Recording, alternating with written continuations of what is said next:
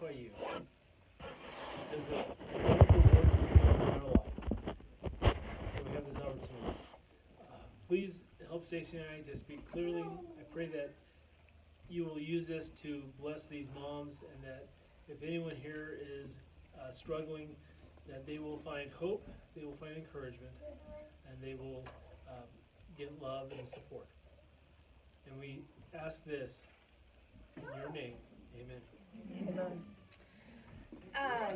Let me introduce, this is my husband, Walter, and he has been such a support, and without him, I probably would not be sitting here. And not to say that I would be gone, but that's a possibility. But I probably wouldn't be at MOPS, and I probably wouldn't be, would be stuck at home. He is my, well, his cup says Big Daddy. That's my nickname for him. And he is kind of a geek. He loves Star Wars and is looking forward to Star Wars coming out this month. 14 days. He loves mountain biking and needs dirt therapy every so often, and loves me well, and loves our children well, and loves the Lord well. And I probably cooked for quite a few of you in this room. Yes, I sign up for meals and he cooks meals. So. And this is Stacy. I know a lot of you already know her, but to get to know her through my eyes, this is my wise, loving, gentle, but firm wife. She's a bookkeeper. She is crafty with crocheting and sewing and quilting. But I got a few pajama pants at home that say otherwise. You can sew. And there's a few women who brought stuff to you for alterations. And so she's generous. And if I didn't say kind. And that's become even more so as we've taken this long journey. We've been married 17 years, and this is us on our wedding day. I was probably in a depressive episode at the time because I couldn't handle having a big wedding. And so we eloped to Vegas, and we had my parents and my sister and two friends. I'm sorry, I'm looking at the picture. Oh, okay, I'll look at, we have a picture up here.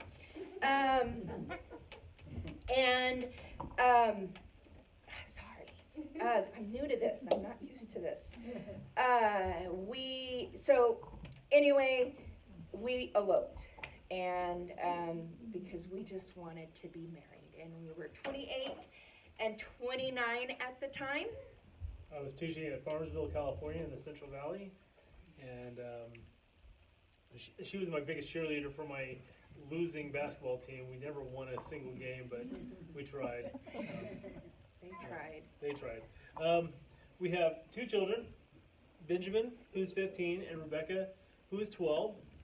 And you guys have exhaustion with littles because you are chasing them everywhere or up with them in the middle of the night. And I would say that we have a different kind of exhaustion. We're just mentally exhausted because if you've ever argued with a 12-year-old girl or a 15-year-old boy who doesn't have much common sense, it's mentally draining.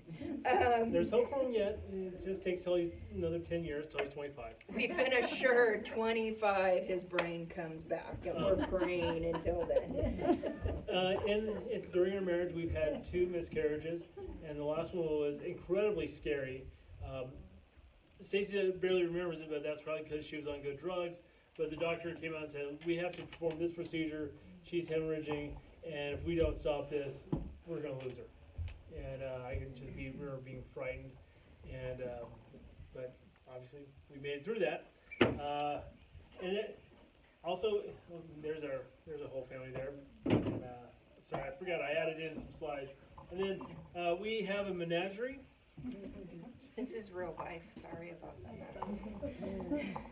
Yeah, we like real life. Okay, and but she loves those critters. Our kids love those critters, but I'm sorry, but they will never live up to Echo, my lab, who is dearly part of 3 years now. We still honor Echo. Dang straight, we honor Echo. Okay. We have both been in several ministries. Walter primarily works with youth. He loves junior hires. I don't understand necessarily.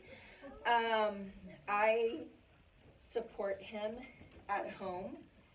She supports me at home, but and Stacy's ministries have been mostly with women. She actually started one of the first MOP groups here in Lassen County years and years and years ago. And then as life happens, she moved out of that. Depression happens. Yeah, depression happens. And that group petered out. And but she's also helped out with administration with other women's ministries and been behind the scenes supporting my youth ministry as well. Gift of administration is basically where my gifts lie in a big way. And to be real and honest in what we're talking about today, Stacy has clinical depression and anxiety. And Walter deals with situational depression, often caused by dealing with my depression. And that's what, we want to relay is that when you are depressed, it just doesn't deal with you. It also affects your whole family and your spouse. And there's a ripple effect. There's a ripple effect to it. Now, first thing we want to definitely say is that we're in a really good place right now, and we fight constantly to stay in that good place, but we've not arrived. Depression is going to be a constant in our life. We have not been healed, cured. It hasn't been taken away. It is a visitor who comes, this is my analogy. It is a visitor who shows up unannounced and can stay for a couple hours or a week or two.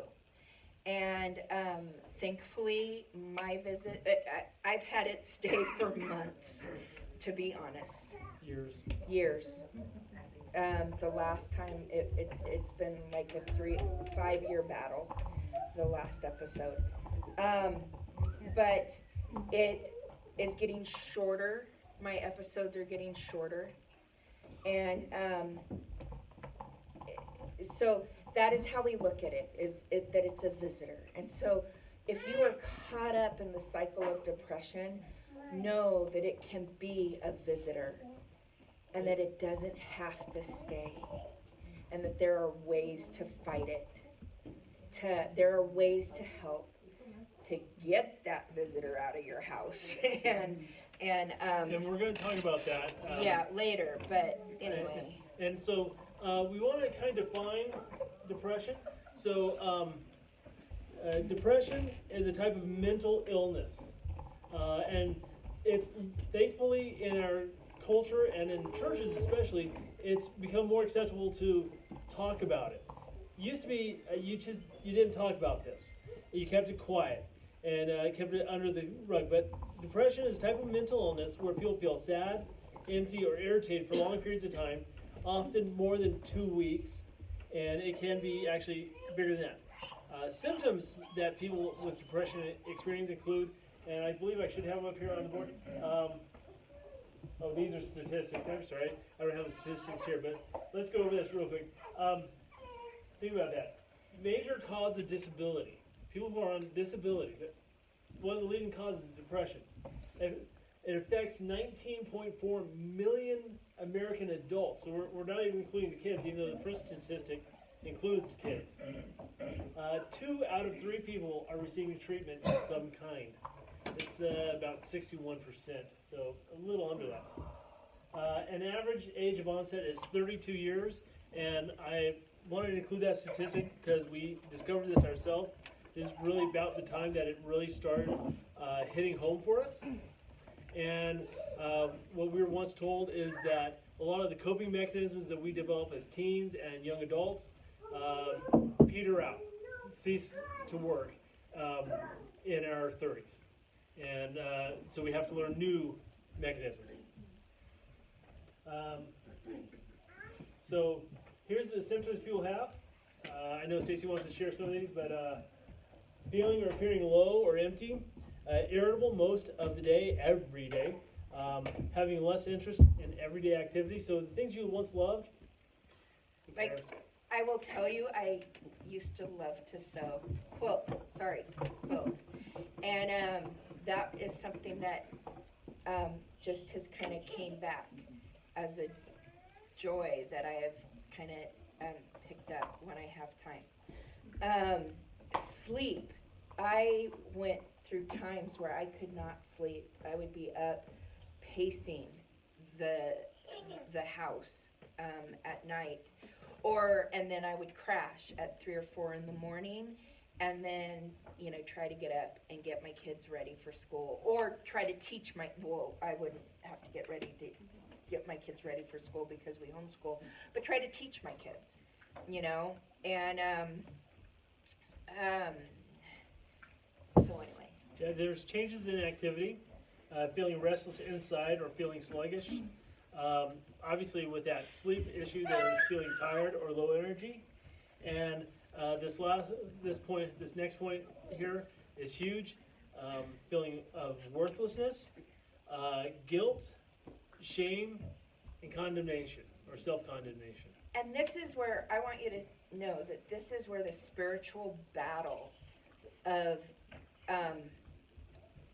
depression comes in, and where Satan gets his foothold, because it's that self-condemnation and shame. And for me, it became a recorder. And he is the author of lies, and he would just replay in my mind everything that I had ever done wrong. And so you really do want to give God the glory that he's light, as it says in the first chapter of John, and he is hope, and his mercy is new every day, and we are experiencing that.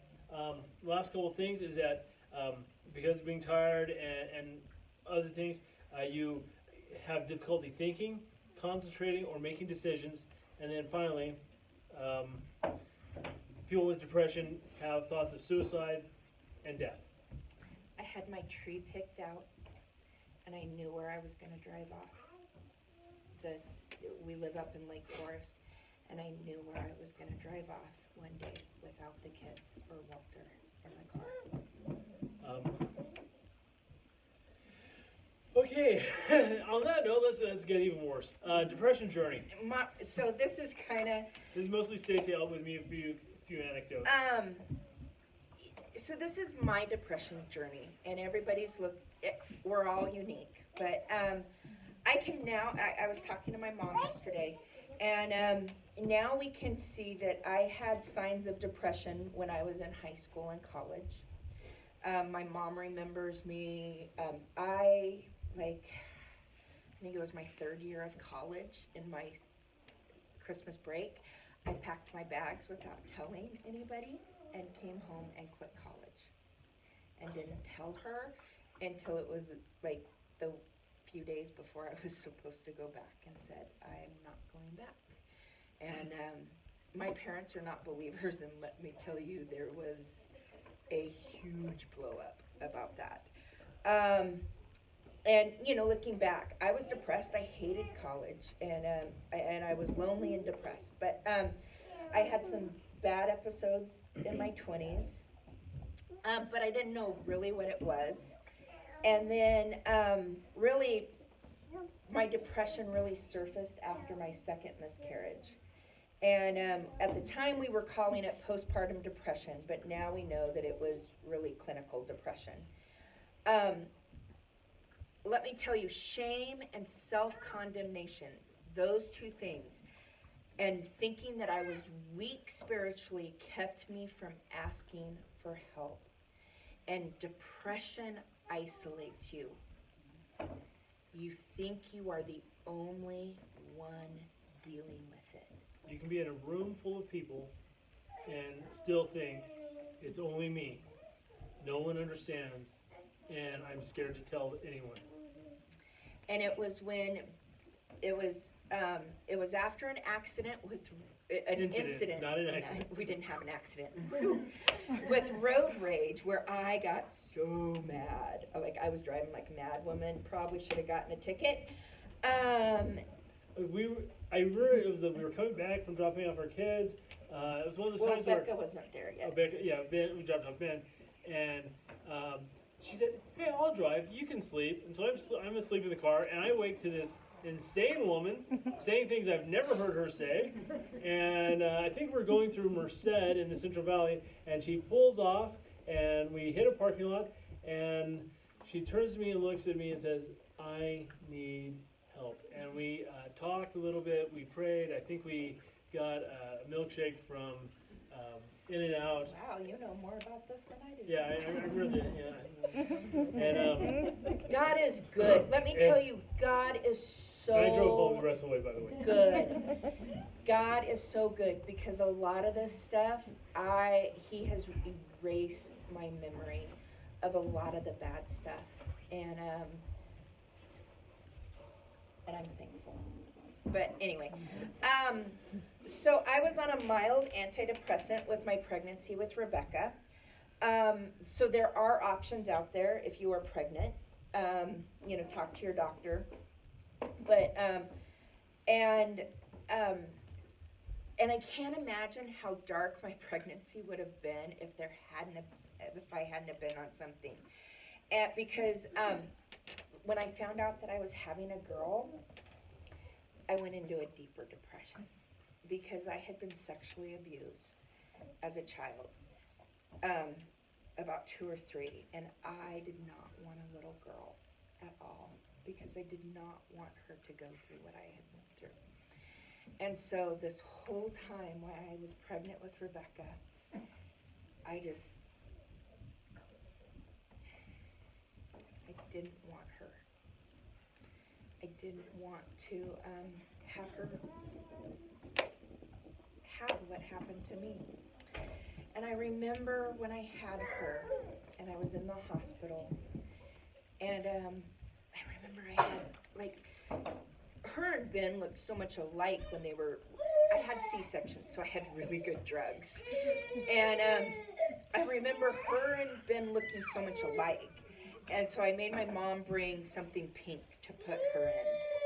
And I remember, this is one thing I do remember, and I remember saying to my mom, I said, if I tell her I love her enough, maybe I will start to believe it and feel it.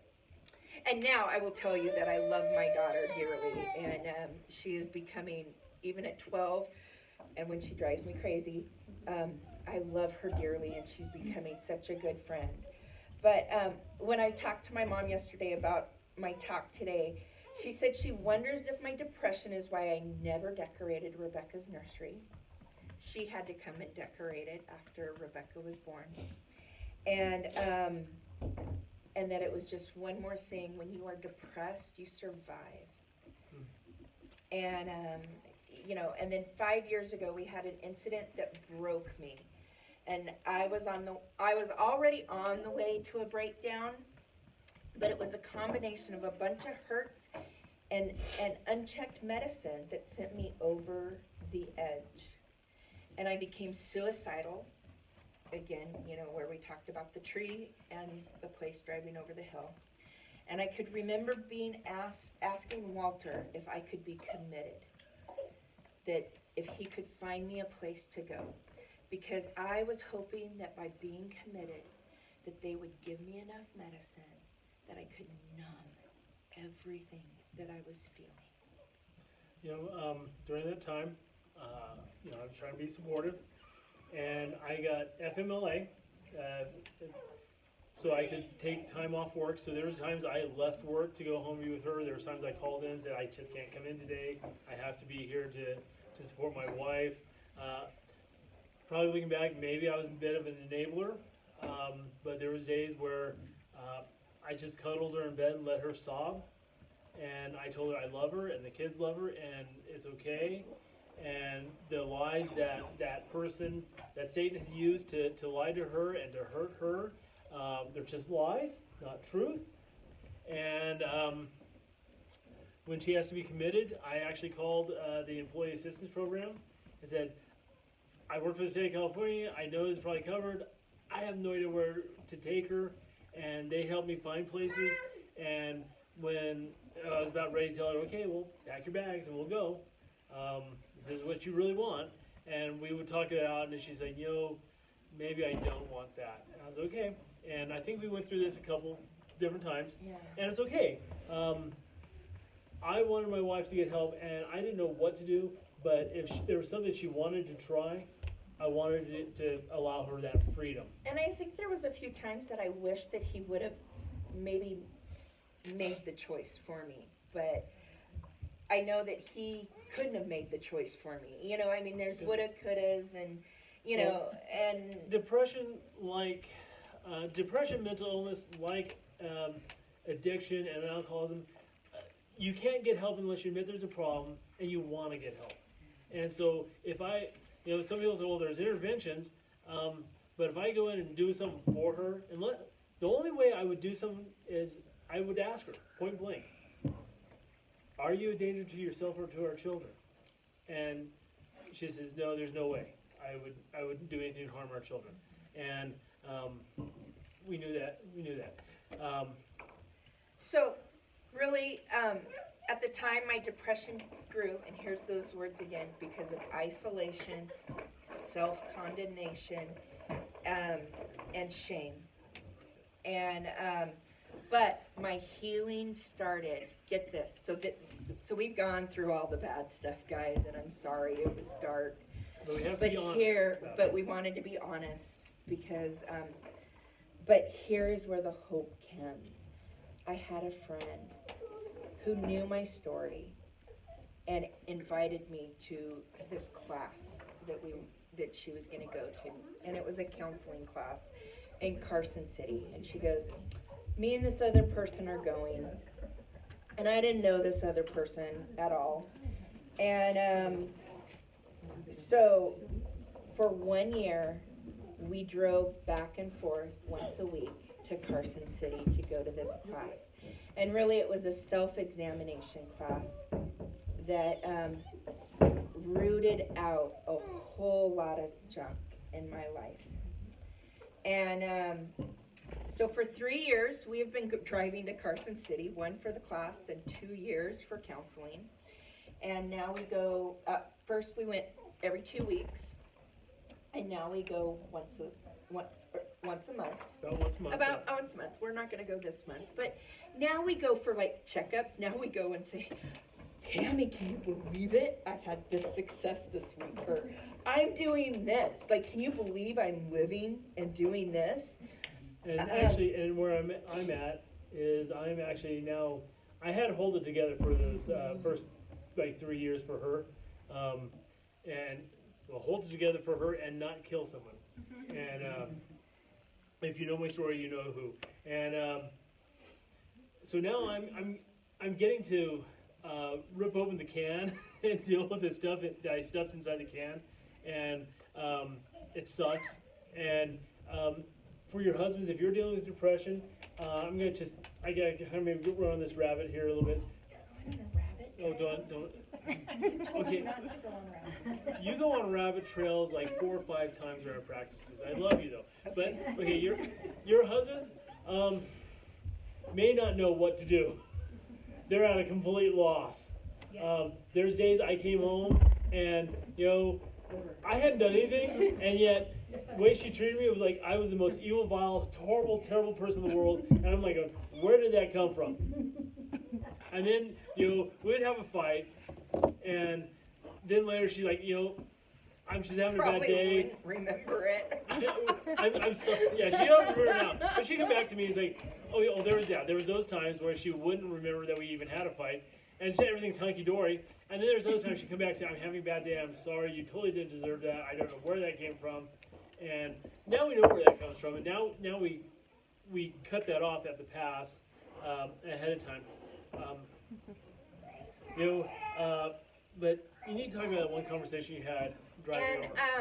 There is one thing that, because of the isolation, you don't build deep friendships. And that's what I would encourage you guys here at MOPS, to build those deep friendships, because this is a good place. Because I know that we try to be real and not be fake and like have it all together. You saw that picture of my dogs. That was my unmade bed and my table, like my bedside table that had a bunch of bread on it.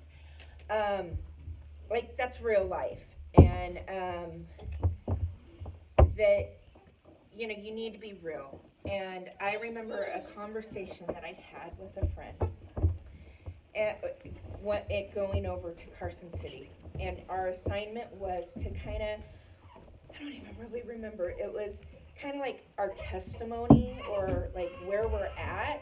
And I remember deciding to be really brave and really honest about where I was at.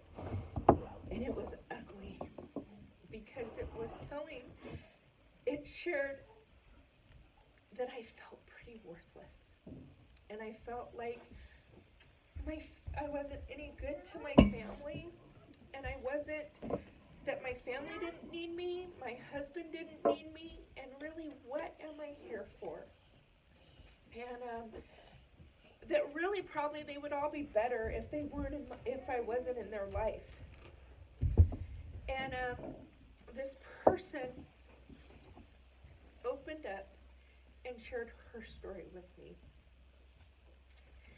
And because of that sharing of those stories, she's become one of my dear friends. And through that, we have built a realness, and I treasure that realness, because I can go with the uglies, and I can say, I'm having a really bad day today, and I feel really low, and she understands, and she can understand. And or I can go, I'm doing this, look at how far I've come, because she knows how far I've come, and how hard I fought. And she's brought other friends into my life that's the same thing. And I've only been coming to MOPS for a little bit, but really, guys, I've came a long way. She has.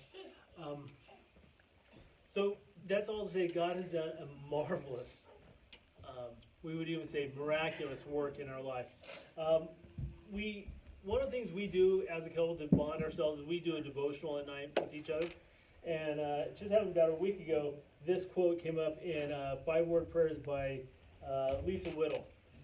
No one but God can heal the depth of our heart problems. Even if God doesn't choose to heal our bodies, He will always heal our hearts, and that is the better healing. I cannot tell you how many nights I prayed. I yelled at Dad, God, heal my wife, just take it away. Be rid of this thing. I believe you have the power. And like Paul, he didn't take away some of the issues Paul had. He didn't take away other people's illnesses, but He healed their hearts. And that is what God has done, what Jesus has done in Stacy and I's life. We could never imagine that we could talk here publicly without shame or fear of condemnation. Like, and we could, as we said earlier, we still deal with depression, but it is less often than it once was. I will tell you, 5 years ago, I was in bed more days than I was out of bed. Today, I'm hardly in bed at all, except at night when you should be.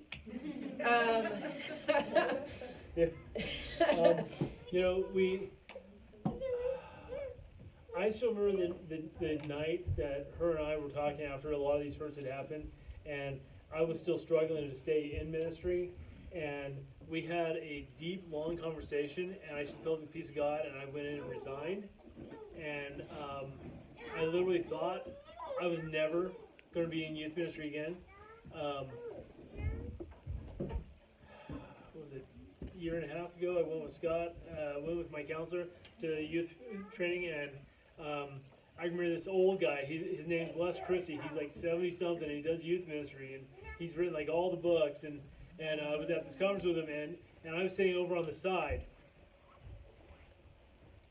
Sorry, now I get to cry. And he's asking me, "Hey, what's going on with you? You're kind of different." And I explained that I'm excited to be at this youth thing, excited to be with my friend. I'm praying for all these people who are working with kids, but I don't know if I'll ever get to again. I explained my hurts. I explained what happened and what we're dealing with. So this old guy grabs me by the hand, pulls me over, stops the whole dang meeting, and says, "Hey, we got to pray for this guy." I just sent him a postcard saying, "Hey, Les, you may not remember me from a year and a half ago, but guess what? I'm back." Because I'm working with DJ now and doing junior high again. And we are trying new endeavors and growing and stretching ourselves. We are our 4-H leaders for our 4-H group, so that is like keeping us busy. I am taking piano lessons, like beginner piano lessons, and I'm having a recital, and my parents are coming for it. They've never missed No, what the heck? You're all invited. I'm so excited because I played the violin for like, I don't know, years and years and years. And they went to all my recitals, and they are coming to my piano recital, and they've never missed a recital that I've ever played in, so even this one. So we are learning new things and being okay with it. And there's a book I read, and we'll get to other books too, but there's a book I read by Brené Brown, and it's called The Gifts of Imperfection. And it's, we are okay with imperfection in our life because God is the only perfect one. And it's okay to not be perfect in our life. And I have a new friend. it's okay. They all like you. They all like you. Like the baby whisperer. So anyway, and we are creating in our life, when you deal with like depression or alcoholism or drug addiction, you have a culture of shame that follows you, and you don't talk about it. So it's like kind of a culture of lies, but we are creating a culture of truth telling in our family. And I used to have, well, I still have a friend who is a great truth teller, but I will tell you now that I am beating her in truth telling. And when you deal with depression, you don't tell the truth. You keep secrets. You keep secrets. And we've had to give our kids permission to be truthful. That where once we would go, "Don't talk about this," and now it's go talk about it. Ben came and he was dealing dealing with the health chapter, and or he's taking a health class, and it was dealing with depression, and so that kind of brought up some stuff with him. And so he wanted to go talk to somebody, so he went and talked to DJ, but he was like, well, how much do I tell him? And I'm like, whatever's on your heart. And so, you know, because it's okay. And when you tell the truth, there's so much freedom that I never knew. You know, it sounds like this Bible verse that if you know the truth shall set you free. I know, yeah. It's Crazy. amazing. No.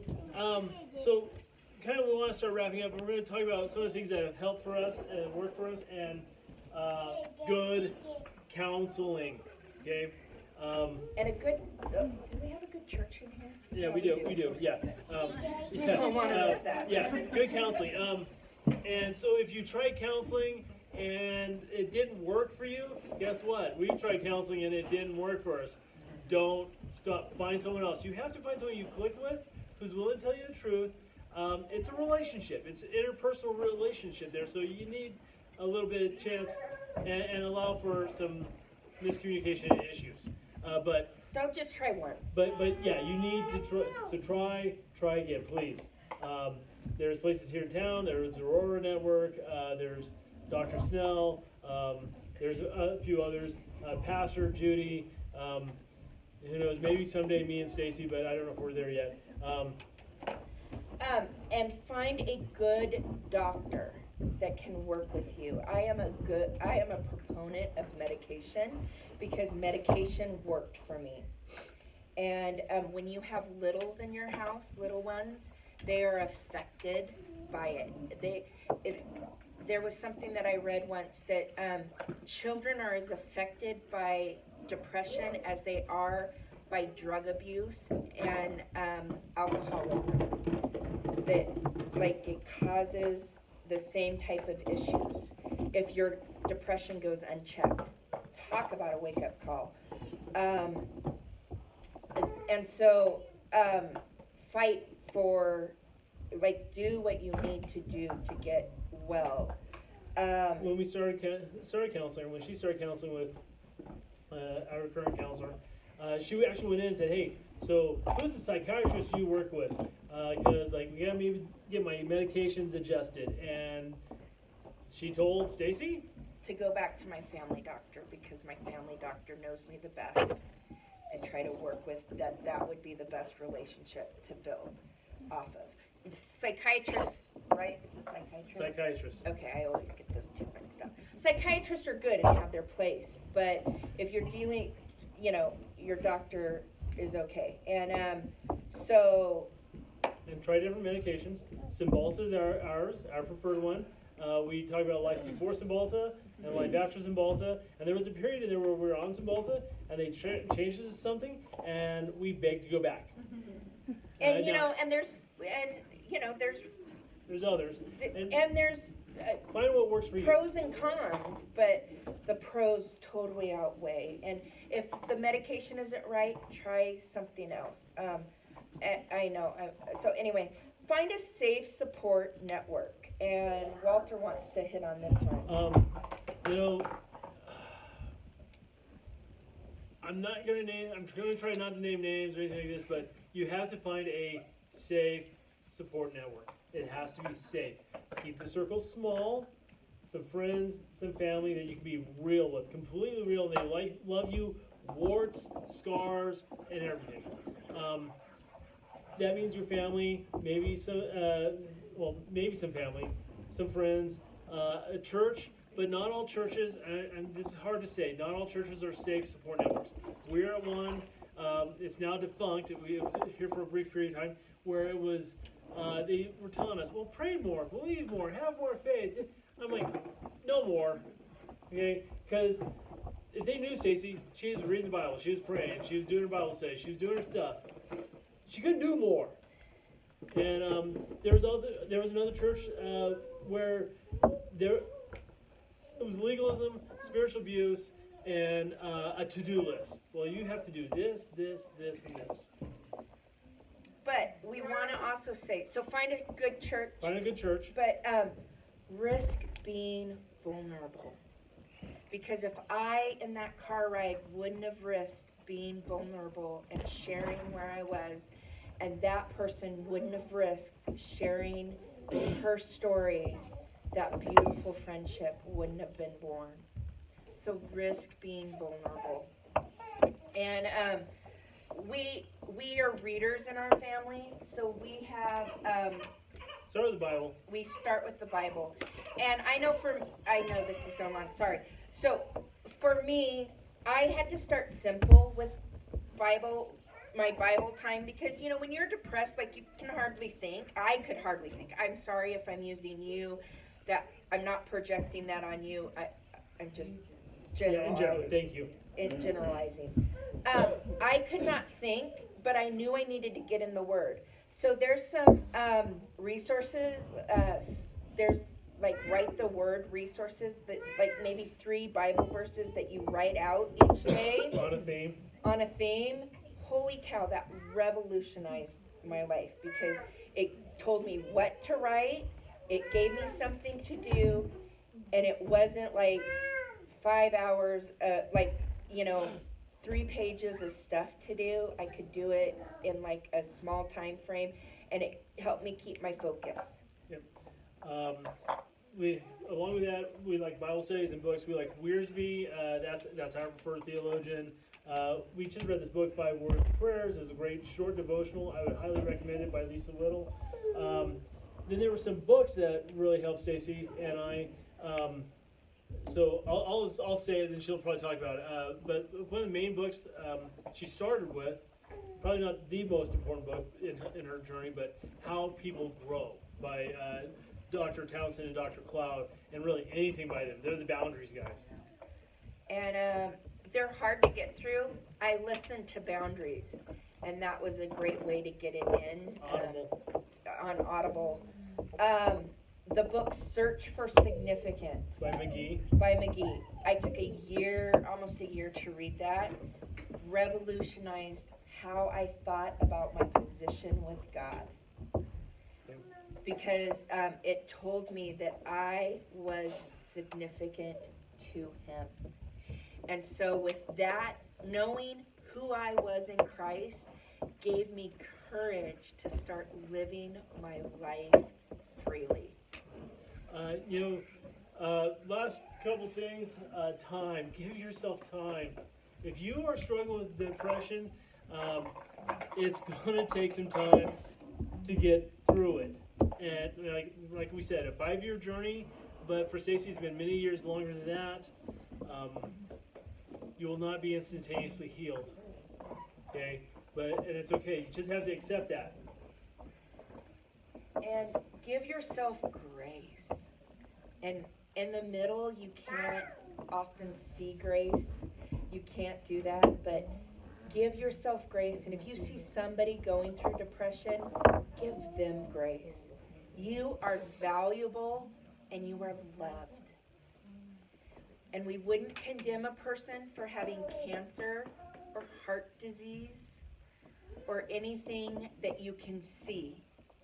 But,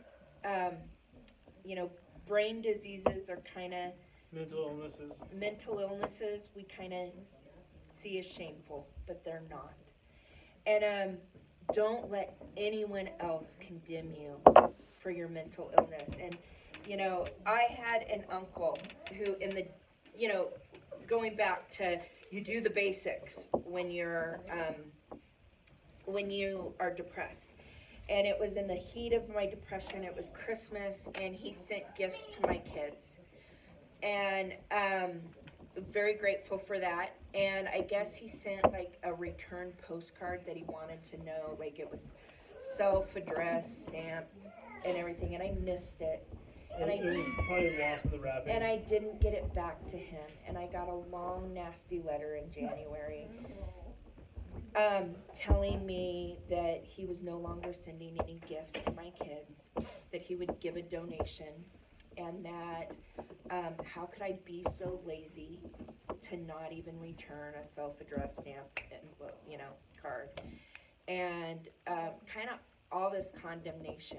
And now I can look back and now I would go, well, gee, sorry, I missed it, and like do it. And I think at the time I just sent him a thank you note and said, great, my kids, I appreciate that every year, thank you. But, that just heaped more condemnation upon me. But that just goes to show you some people just don't know what you're going through. And my family used to think that I was just weird and different. I am weird, but you're sick, and it, but you often don't realize you're sick. So just grace, guys, just God's grace. So we want to thank you for. Thank you we for. took a long time, I understand, but we truly do believe this is an important issue, and statistically, there's some of you in here who are dealing with depression and may not even want to admit it to yourself, but we're here to beg you, admit it, and get some help. And we're safe. We're safe. We're safe. We're messy. But depression's messy. Life is messy. Yep. Okay. Thank you. Oh, and we're here if you want to ask. Does anyone have questions? Well, yes. Yes. First of all, I wanna go on. No, go ahead. I want to say, too, give others grace. Yes. You said give yourself grace, but give others grace, too. You don't know what everyone is going through, and giving others grace goes a long way, too, but. Absolutely. That's what part of that giving grace. Just give grace. And then I had a question, too. Yeah. So you guys both are Christians, you're both believers. Do you have any advice for someone who they might not be a believer or their spouse might not be a believer on how to handle that? Because, I know for me, my husband is not the strongest believer, and he would have no idea where to start. That's you. Okay. So for couples who are both believers, send your husband to me, and I'll slap him upside the head, and I'll just tell him what it's for. I'll tell him some truth. It's time, dude. This is probably the biggest fight of your life. It's time to totally man up and go for it. And it's gonna suck. You're gonna hate it. But you made a promise to Dad and to her, and you got to follow through. Not. But for a husband who's not a believer, I've had women come and share their stories at youth group in the past where I was trying to get kids to not date. And it was like, or definitely don't date a non-believer. And they would share that they can share their bodies, they can share their minds, but they can't share their spirit. And I'm sorry, but this is going to be a kind of a lonely journey. Your husband will do everything he probably can, but on this spiritual aspect, that's where that group of friends, that tight circle is going to become huge. You have to have some prayer warriors and who you can talk to about that, who can also speak biblical truth into your life. I think, yeah. Sorry, there's nothing beyond that, really. If they're not a believer, they're just not going to get it. And they're going to think that mops and church is just a crutch. And it's sad to say, but that's just the truth. Yes, ma'am. This kind of answers that. Apologizing in advance for what's about to happen. This was me and Chansey. He didn't straight up not believe, but he didn't see any point in going to church or in praying or anything like that. In between our two girls, we had a miscarriage. And that was really hard for me. And the advice that I got from my grandpa, who is a bajillion years old and has gone to church his whole life, and has been a preacher of sorts, he said, just ask him to pray with you. Once a day at least. Pray together. And that helped so much. And it really, really changed his